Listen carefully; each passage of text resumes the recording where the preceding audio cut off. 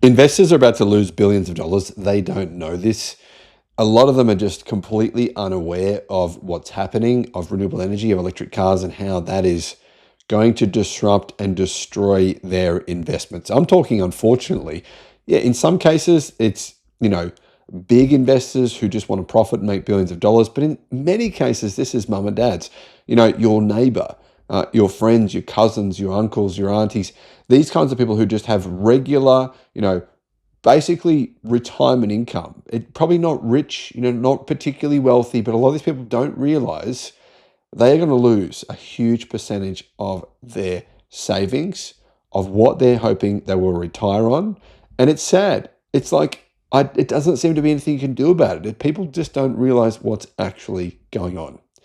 Hello, my friends. Welcome to the channel. I'm Sam Evans. Great to have you with us.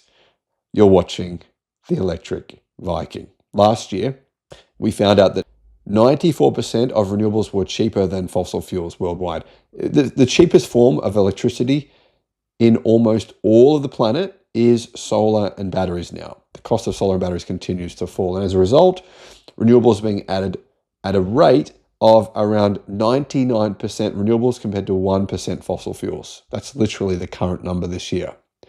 Many investors are not aware of this. They're not aware of this disruption, what that means for the oil and gas industry. In the United States, I've seen within the last few days on comment forums and articles, people posting stuff like EVs are dead, told you, hydrogen is going to be the winner.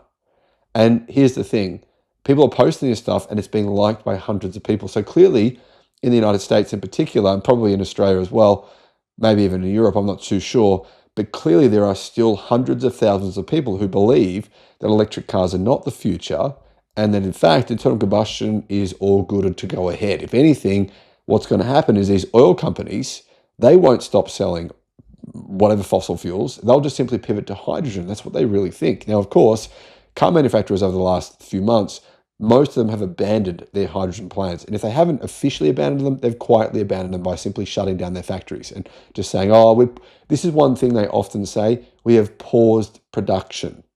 Paused. And we'll restart again in, I don't know, the year 2137. Anyway, they don't say when it's ever going to happen. That's one way they can say to investors, oh, well, we didn't waste $1 billion on that. We're just pausing production because we're going to wait. So realistically, that means you're mothballing a factory. Numerous car manufacturers, Stellantis and others, have said, General Motors just closed down their hydrogen factory, have admitted the fact that hydrogen was a disaster. The efficiency of hydrogen is never going to work. It's extremely expensive. The cost of hydrogen only a couple of years ago was $12 per kilogram. It's now $37 per kilogram. It's really expensive. When it comes to hydrogen-powered cars, that game is over.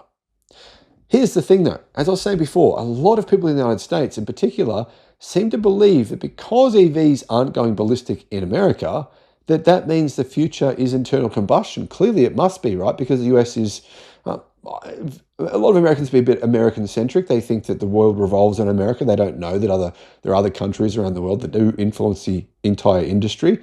I've found that to be the case. And now it's not all of them. There's a lot of very intelligent ones, but there's a lot of this kind of myopic perception that if EVs are not going ballistic in the United States, then the rest of the world is irrelevant.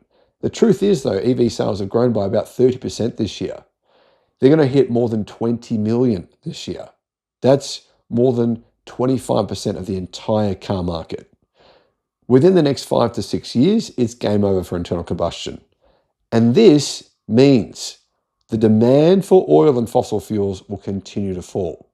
When it comes to renewables, that's putting pressure on coal, particularly, and gas. When it comes to EVs, that's putting pressure on oil. It's not just EVs. Look, there's been massive boat orders now that are electric. Airplanes are moving to electric. They will over the next 5 to 10 years. The entire industry will move away from fossil fuels. And as a result, many mum and dad investors are going to lose a massive percentage of their portfolios, which are often very heavily slanted towards oil companies. Chevron, yeah? Companies like BP, Shell. What about companies like Rio Tinto? I mean, there's enormous amounts of money sitting in these mining and fossil fuel companies, and even companies like Toyota as well, Toyota and Volkswagen Group. They think all of these investments are safe.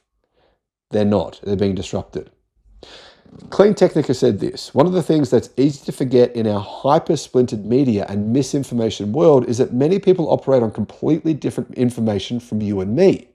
And sometimes that means they're extremely disconnected from reality. Now, Zach from Clean Technica says, we've been covering the transition to electric vehicles for more than a dozen years. Over time, if one expected the oil industry to collapse by now, they would have been surprised that it's still rolling out oil at unfathomable levels. For those who haven't believed in the EV hype, they may feel vindicated that the oil industry is still alive and kicking, and apparently doing well. However, big transitions often feel like they are taking forever with little progress. And then they seem to happen suddenly. It may seem like nothing much is changing until bang, everything changes very, very quickly. The largest oil company in China, it's actually state-owned, and it's in fact the second largest oil company in the world, has predicted demand for oil will decline by approximately 5% per year until it gets to a point where it will have shrunk by around 70% from where it's at today. With regard to the EV transition, it takes a long time to transition vehicle fleets. Even once a country, such as Norway, reaches 100% EV sales, it's at 98% right now, it still takes years to get the vehicle fleet to more than 50% electric, although that's happening quicker than we expected it would. Therefore, it's easy to ignore what's happening with the transition to EVs, thinking all is normal in the oil industry. Everything will stay as it is and will keep making billions of dollars. However, the story in China matters. China is by far the largest automotive industry in the world. 33 million cars were sold there last year.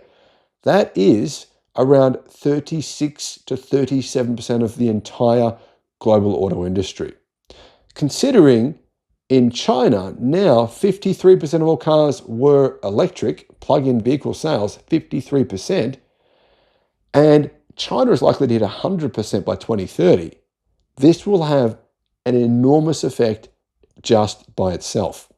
And this is not an anomaly. Much of the world is moving to this. Europe will ban internal combustion in 2035. And EV sales are actually growing much faster out of Europe and the United States than what people predicted. Much, much faster. Add in the fact that Europe is actually not far behind China in electrification, and EVs are actually growing very, very fast in Europe this year, much faster than what anyone predicted, and the writing is very clearly on the wall. Now, if you're not paying attention to these EV sales, or if you just hear the mainstream media telling you stuff like EV demand is plummeting, which is clearly false, but we're hearing that very, very regularly. And if you're paying attention to the oil industry thinking, well, it all looks fine to me, then I think you're going to have a big shock. And this is not just people who don't know what's going on, who don't realize what's happening. This is also people following the industry who think, well, demand seems great. Why would it not stay the same? If you own oil stocks and have for a long time, you're more likely to believe the industry is fine, says Zach, or more likely to think a crisis is, well, it's so far away, it's not even worth thinking about. Added the consequence of selling that stock and having to pay taxes on the sale, like here in Australia, you've got to pay a 50% capital gains tax. So therefore, it's easier to sit on what you have, right? We're more likely to believe something that makes it easy for us to do nothing than we are likely to believe something that means we need to make big changes, which could cost us a lot of money. Sometimes getting off your butt really takes a good kick. Sometimes that kick's just not going to be hard enough for you to actually make the move. Predictions on EV sales. This is obviously lunacy to anyone who is not actually watching what's happening in the market. This stuff is like, you can't be serious. You're just an EV fan. But the reality is, this year, China will hit 60% of all sales as plug-in vehicles, 35% electric. If you extrapolate that, and slow down China's growth, like China is growing at 30% this year, EV sales, but if you slow that down, it's not going to slow down, but if you did, then you'd be looking at 45% EVs in 2026, 70% electric, NEVs, new energy vehicles. In 2027, you're looking at 80% of all sales, with 55% of them electric. In 2028, 90%, with 65% electric. And in 2030, I mean, you'd have to be insane to buy a purely internal combustion engine car, knowing the resale value is going to do what's just happened in Norway. No one's going to want your internal combustion car. It's the old, right? It's like buying a Nokia 3310 or a BlackBerry phone with a bunch of buttons all over it when smartphones have been around for 4 years. No one wants them anymore. You can see here, ICE is going to collapse within the next 5 years. Internal combustion engines will be over. One of the things driving this incredible adoption is the price war in China. These price wars, sure, yeah, they're causing some major headaches for some of these companies who are selling at a loss and have been doing so for years. But at the same time, it's driving the fastest innovation we've ever seen in the automotive industry. And what happens when you get this kind of innovation? When you get this kind of change in the development process where it speeds up from 6 years to make a new model to literally 6 months. What happens? You get much better vehicles. The price continues to drop. And all of a sudden, consumers say to themselves, why would I buy that old Toyota? What happens in a few years when plug-in vehicles are at 90% market share in the market in the world that is nearly 40% of global car sales? What happens to internal combustion? What happens to demand for oil? What happens to demand for not only oil, but oil, gas, and coal? All of them are dropping. Coal hit peak coal earlier this year, and almost nobody even noticed or paid any attention whatsoever.